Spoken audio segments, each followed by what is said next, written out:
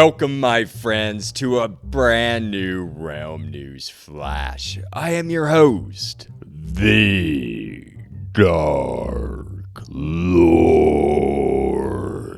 The one who puts the real in Realm and expands your mind one block at a time. I am happy to have you all here today because we have some news to cover in the form of AI used to create Minecraft art, ?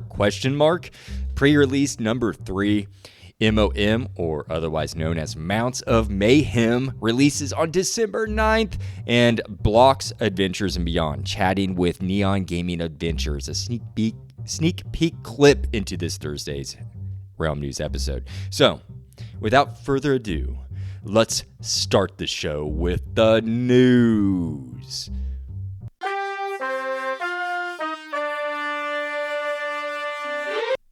Welcome to the Minecraft news portion of the show. I am reporting this on, November 30th. Sunday, November 30th. It is currently 9:40 a.m. as I speak. I would like to start the news cycle with some exciting news in regards to Mounts of Mayhem. On November 26th, 10:13 a.m. at Minecraft on Twitter, now X, posted this, quote, "You've met the Mounts, now experience the Mayhem. Play the Mounts of Mayhem, drop on Java and Bedrock Edition on Tuesday, December 9th. Learn more here." And they provide a link here to Minecraft.net, which is an article. And that pretty much wraps up that tweet. The community, though, lit up with excitement, finally knowing the release date for this much anticipated drop. I would like to read off a few posts made in reaction to the post I just read off to you, found on Twitter. Starting with a person who goes by @elminahui, who says, quote, "Nice. Excited to have a Nautilus in my world," end quote. I asked, quote, "I'm very excited for this too. Are you going for a zombie Nautilus, a regular one, or both?" End quote. They replied, "The first one I find," laugh out loud, end quote. I don't blame you. The Dark Lord will be gliding through the underwater oceans of Ombre Dieu on top of a zombie Nautilus as well. It's just very fitting for such a Dark Lord. I hope you have fun on your zombie Nautilus, my friend. The next comment I found is by @mega_spud, otherwise known as J Wells, who says, quote, "Let's go." And then they added a horse emoji to that, end quote. The next comment is from the familiar face, Michael TBH, who simply says, quote, "Noise," end quote. Well said, sir. The next comment is from Zora, or @Hayaz0Ra, who says, quote, "Oh, that's like way closer than I expected. Hell yeah," end quote. It is exciting. If you remember last year, the Garden Awakens dropped on December 3rd. So, I am happy to see it release relatively around the same time. I am happy to see people ready to play around with the new drop. I think it will be a lot of fun, and I can't wait to see what people build underwater. An article was attached to the tweet titled "Mounts of Mayhem Official Release Date," written by Sophia Austin and published on November 26, 2025. I'll leave the link in the show description so you can all just go take a gander at that yourself. It essentially sums up the entire drop of Mounts of Mayhem, kind of like what they did, or what they do with the drops. Like they did with the Copper Age drop. They did this article where they summed everything up, all the armor, weapons, tools, and everything else that was in that drop was in that article. So it's a really nice read just to catch you back up. I reread the whole thing, well articulated, and Sophia Austin always does a great job, so hat off to them. Anyways, next I have some very small news in the form of a pre-release 3. There isn't much to report on. Well, first off, that article just tells you what to expect on December 9th, because I forgot to mention that Mounts of Mayhem is releasing December 9th. Yes! Can't wait. Get that Nautilus. Anyways, next I have some very small news in the form pre-release 3.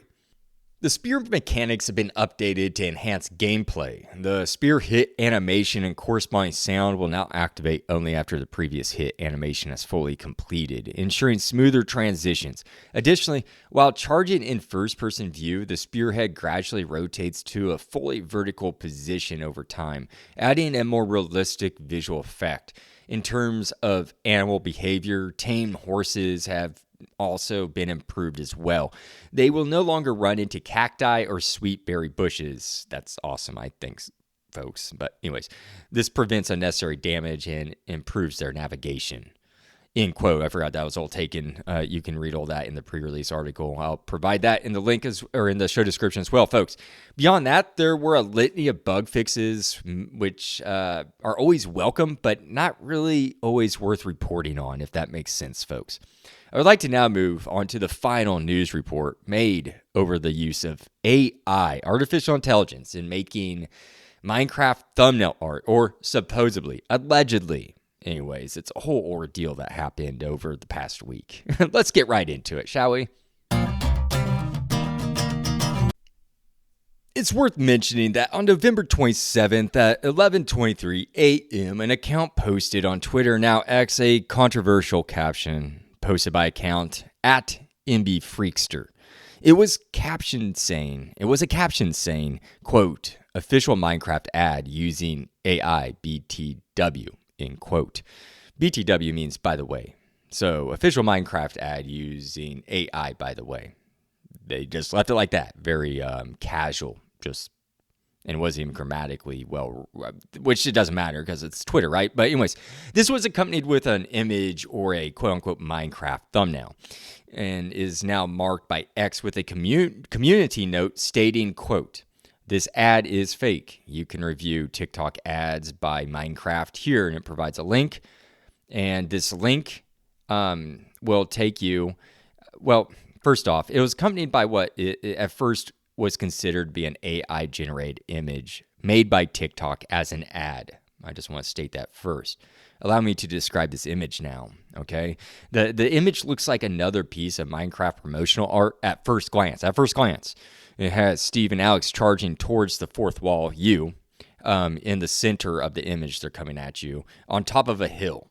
It has other characters and objects in it that suggest to the mind that you are looking at a Minecraft ad, like I said, just at first glance. But until you notice that the hill is not made of blocks. They aren't blocks. It's not blocky. It's not a blocky environment. There is water also rendered in a floating boat on a river. Like, boats don't float that are inundated, folks.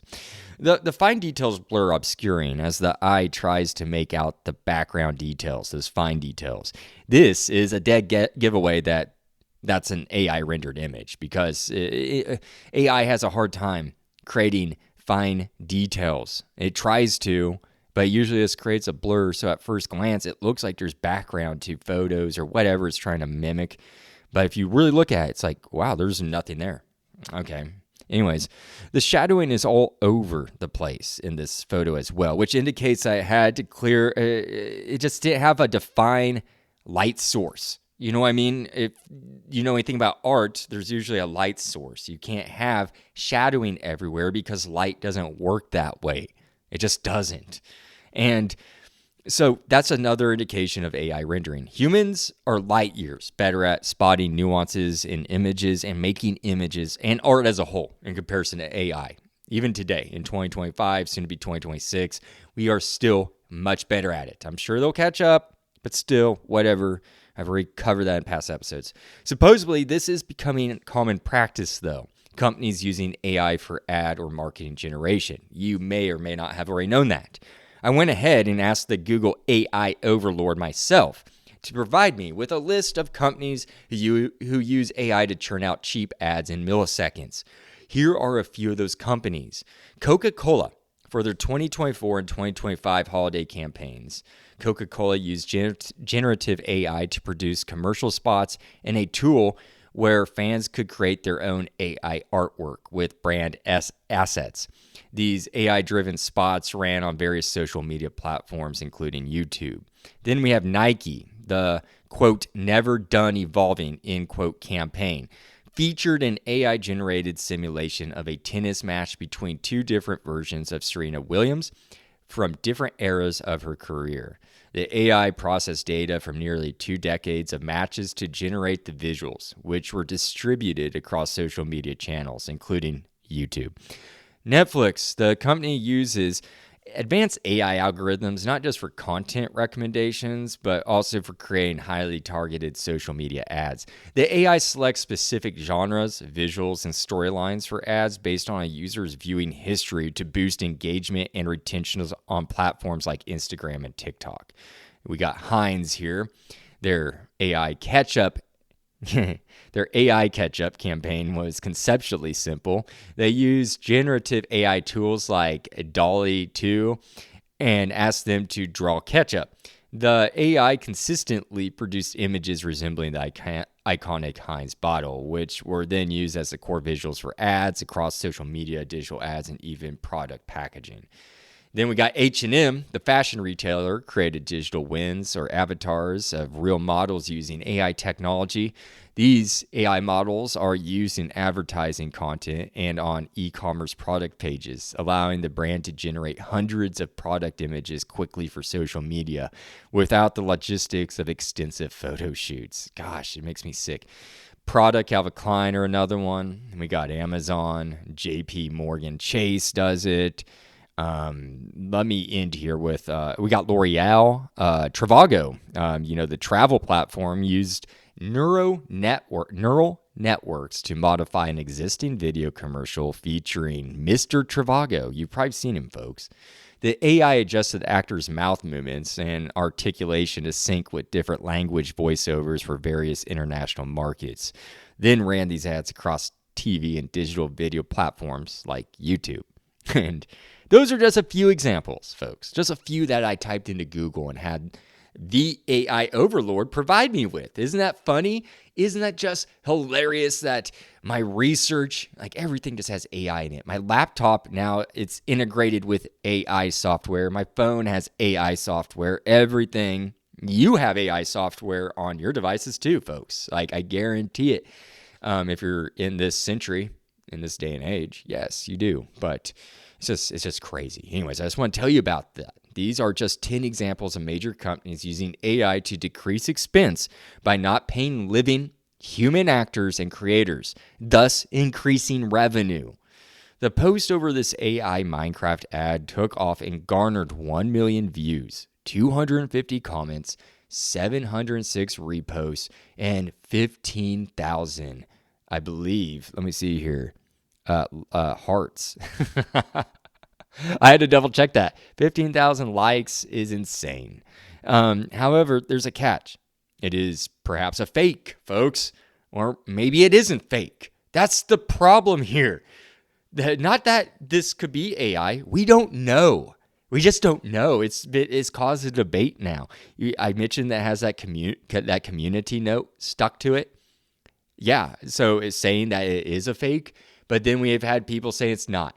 The post made by @MBFreakster was attached to a community note describing that the image is a fraud and wasn't made by TikTok as an ad. It provides a link that takes you to TikTok's public ad page that shows all the ads that were ran, and it appears this does not appear in their online dossier. It just doesn't.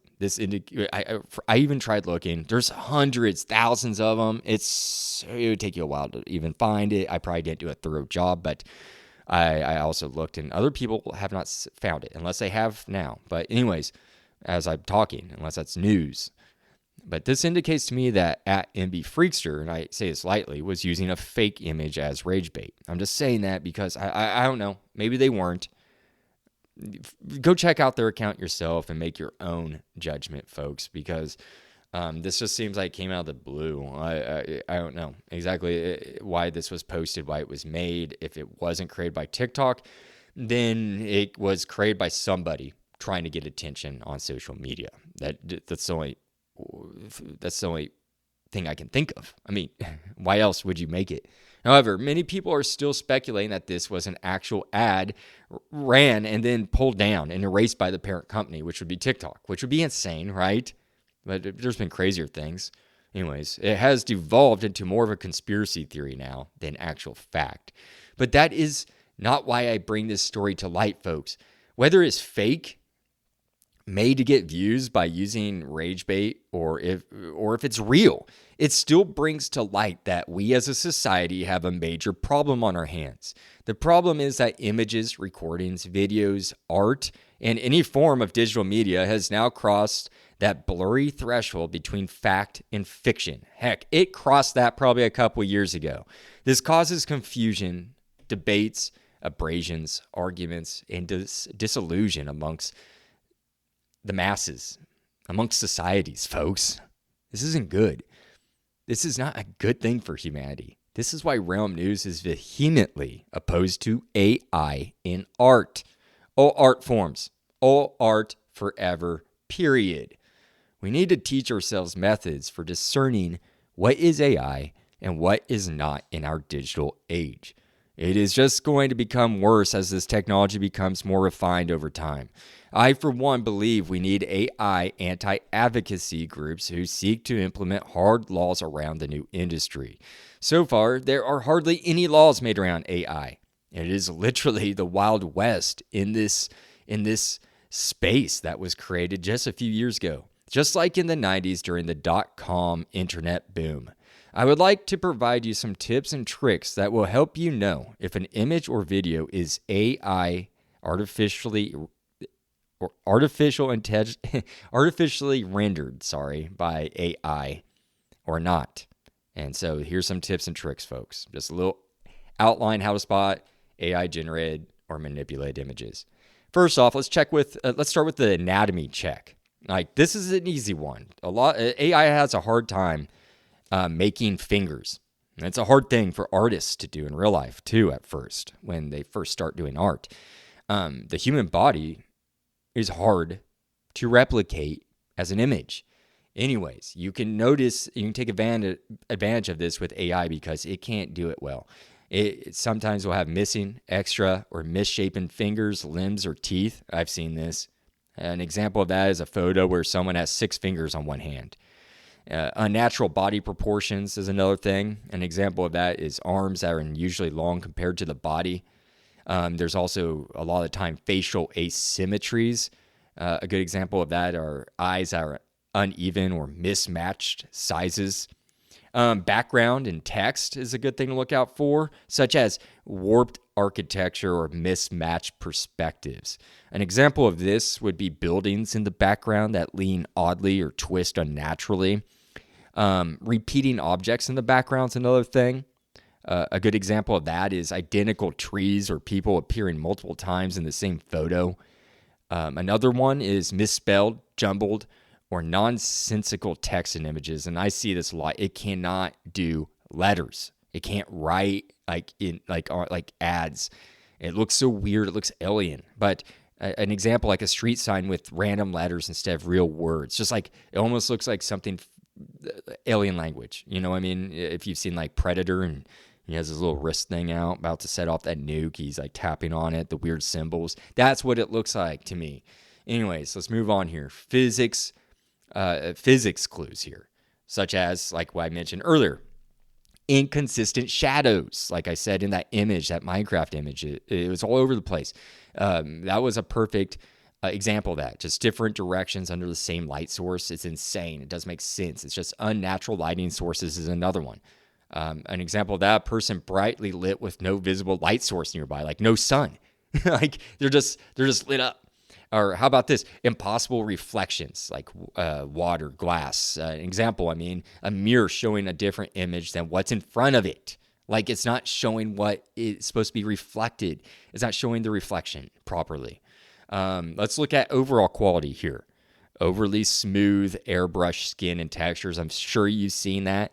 Folks, if you're on dating sites, I'm sure you've encountered this with some people that you've swiped. Anyways, an example of that is like the no pores, just flawless surfaces. Then you have hyper realistic, but it's an uncanny valley vibe, like people, like they just don't look right. An example is like eyes are too glossy. They almost look like dolls.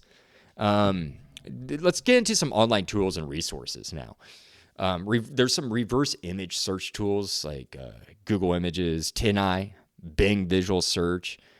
You can upload an image to find it was originally from a stock photo site, for an example. At one of those, I'm leaving TinEye.com's link in the show description for you all to use, but go ahead, feel free to just use whatever third-party reverse image search. It's always good to have them, to know about them. Anyways, then we have metadata analysis, which checks properties for camera info, creation date, AI tool data. Like if you were to get on, if you have an iPhone, I use that as an example because I have an iPhone. You can click on an image, like a photo. Like if I took a photo, you can tap on it and click on the information, and it will tell you all that, like date, where you even took it. Heck, it'll even identify if you took a picture of a butterfly, the species of it. I mean, it's very specific this day and age, the metadata. So artificial intelligence won't have that because it's made in thin air. It's just pulled out of nothing, just a amalgamation of human data across the world in centuries on the internet, or put on the internet. That's all AI is doing, is just taking our data, sifting through the internet and trying to figure out what we are, like how we do things. And it's doing a bad job. But anyways, moving on. AI detection tools here. AI or not. Hive moderation, which is like for artificial intelligence probability scores. An example of this is analyzing a photo to find a high likelihood it's AI generated. So just AI detection tools.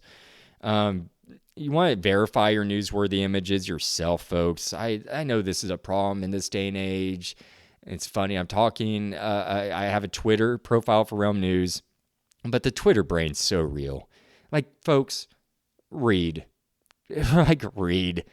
Like, literally. Lateral reading is what it's called. Find more info from multiple sources. Example, searching for different articles and seeing if the image appears elsewhere, or if what the image is portraying is actually a true event. If it's a news event, check reputable news outlets like Reuters, Associated Press. All the press that Trump kicked out are reputable. Like all the news outlets that Trump hates are reputable. So that's easy. Just go to Reuters, Associated Press, and those are some legit ones. And confirm if major news outlets have reported on that event, to just fact check it. And then also you can do a basic one here. It's called an emotional response check, like such as in whatever you're looking at. Is it strong emotions? Is that what it's trying to evoke? Strong emotions such as anger, fear. Pause and verify this. Like a shocking image designed to provoke outrage. Double check before sharing. Just don't share it. Double check to see if it's true. Otherwise, you're just multiplying and you're adding into that drama that image was designed for. You're feeding into it. Next, consult fact-checking sites like Snopes.com, PolitiFact.com, AFP Fact Check. And that's just that simple, folks. Just do a little bit of due diligence. And it's pretty easy to discern after a little bit of research if an image or video is fake. And yeah, now that we know how to safeguard ourselves from AI by using a basic, I like to take from It's Always Sunny in Philadelphia, Max Characters term that he uses. I can't remember the season, but it's he calls it an ocular pat down. And that's what I want to steal that phrase here. Now that we know how to safeguard ourselves from AI by using a basic ocular pat down on images created by AI potentials, we can ensure that we know if an image has been generated or manipulated with those. I just read off all those tips and tricks. So don't worry. The signs I listed off are usually pretty easy to spot, and I will also be leaving a link in the show description, like I said, called tineye.com that can help you verify images if they're fake, fraudulent, or not. Anyways, I would like to end the AI report there and just say keep cautious of what you read and see and always fact check the source. Before moving on, I have one more report to make that was literally brought to my attention as I was writing this yesterday at 10:28 a.m. Saturday, November 29th. All things that I am about to say may or may not have changed by the time you have listened to this report. Just want to remind you of that. Supposedly, we have some Dungeons and Dungeons 2 or Spicewood leaks that are coming out of the woodwork here, folks.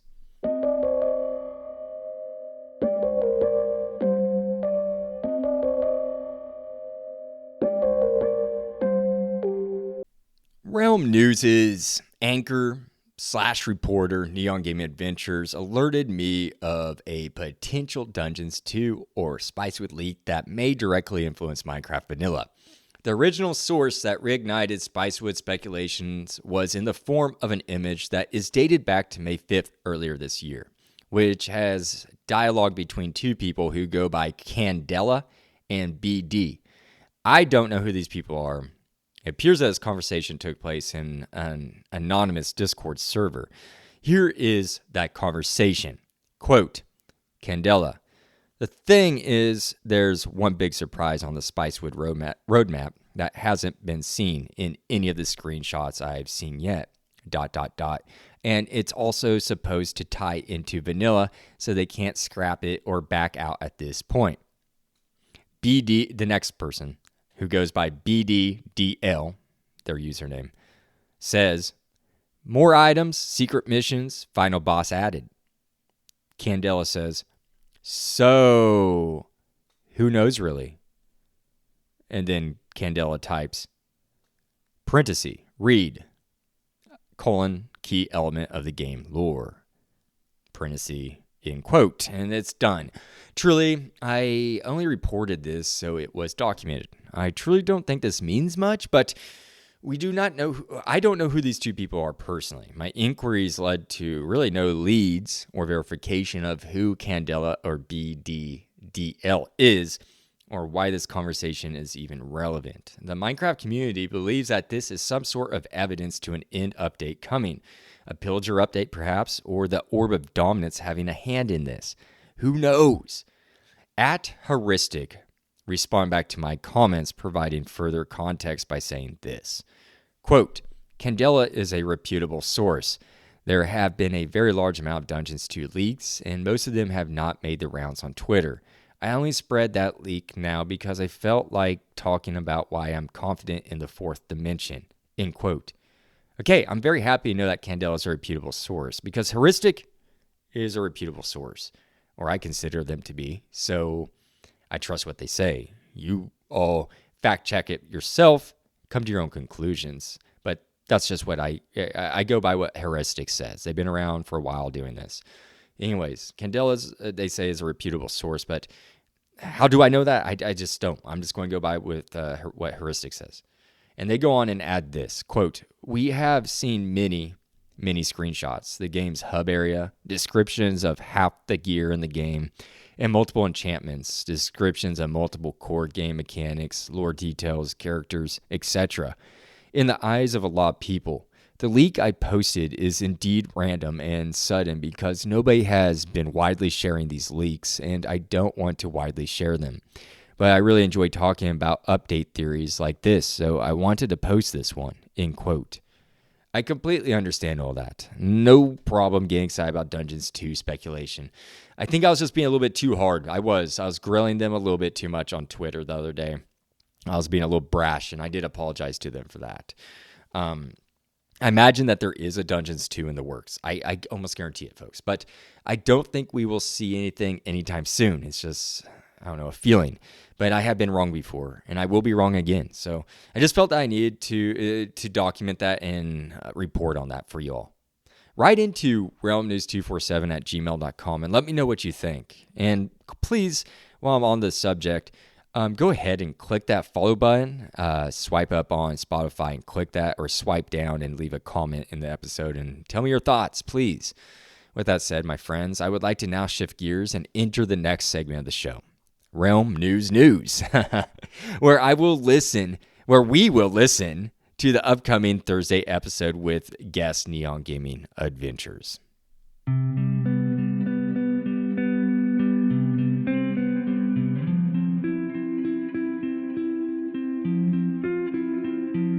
My friends, welcome to the, Realm News portion of the show, where I provide updates that I make to the show, personal news that affects the show, and anything else relevant to Realm News as a podcast. This is also where I provide a sneak peek clip into the upcoming Thursday episodes, which is this week I have on the show a very familiar person, NeonGamingAdventures. You know him from the Neon Scoop segment that now airs on Realm News Flash, and he is the brand new news anchor to the latest Realm News podcast called Realm News Hightail. Well, I had him on the show to discuss why he does what he does and how he got into Minecraft. The Thursday 2-part series is titled Blocks, Adventures, and Beyond, chatting with Neon Gaming Adventures. Let's jump right in and play that clip.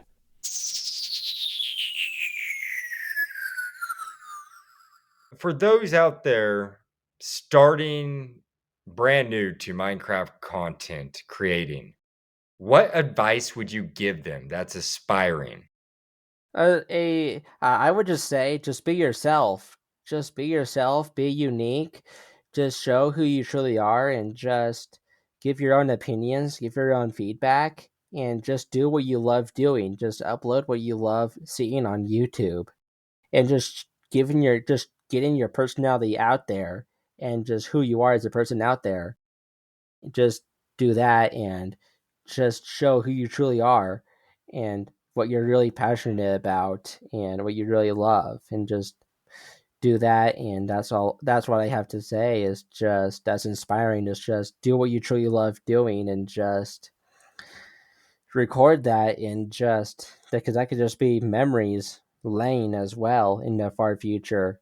But yeah, that's what I have to say, is just be yourself. Be yourself, and just record what you love seeing on YouTube and what you would like to watch. I think that's great advice. Be yourself and make what you're passionate about. I like Yeah. that because Minecraft is all about being yourself when you really boil it down. Yeah, it's all about being yourself and being creative. And the only limitation is your imagination and your brain, to a point. Exactly. Yeah, That's what exactly. and that's what makes Minecraft the most popular game out there. And that's what makes it the best selling, is how free it is and how inspiring it is for people. It is an inspiring and just like overall great game. Yeah, that's why I think it's number one. The best selling is because of how free it is, and how inspiring it is for people, and how it can help people in really dangerous and really bad times. I absolutely agree with you, bud. Now, where can people find and follow your content online again? They can find me on YouTube, just Neon Gaming Adventures. And if you go to my channel's about page, then you can just find my link tree. So, and I also have my link tree on my Twitter, as well as my Twitter's game linkers. I have my link tree on my about page on both Twitter and YouTube, so they can find me there on both of those platforms, because Twitter and YouTube are where I'm most active on. But my link tree is where you can find all my social media pages. Is my link tree. Go check that out, and those will all be in the show description for you to check out and easy access. Any final thoughts or shout outs you'd like to share before we wrap up? I just have Neon to Gaming? I just have to shout out Realm News for being the host of the podcast, because and for inviting me, because he's so inspiring to me, and he's such a nice person. I recommend you guys continue supporting him and just giving him all the support he needs. And I also shout out my friends, Next, Jack, Michael, and all of that, because they are such amazing people to be with. They're so inspiring as well. And I just have to do that. And I also have to shout out to whole Hermitcraft community and the whole Hermitcraft gang, because they mean the world to me. My favorite members are Scar, Gem, Green, Impulse, Pearl, and Exuma. They all make it incredible, inspiring videos, and they're the reason why I make videos today, is because they inspired me, because they're unique and they tell their own unique story and all of that. That was a great clip to part one's interview with NeonGamingAdventures. I like his suggestion to when starting out as a content creator, to just be yourself and make what you're passionate about. Because Minecraft is all about being yourself. I thought Neon said it perfectly there, and there's so much more to that episode that you will not want to miss. I asked him about his favorite mobs, how he felt the first time he played Minecraft, and so much more. It is coming out this Thursday at midnight at Realm News. That wraps up all I have today on Realm News Flash, folks. I wish you all a great rest of your day and happy crafting. I will see you all this Thursday at Realm News, wherever you listen to podcasts. The Dark Lord. Signing out.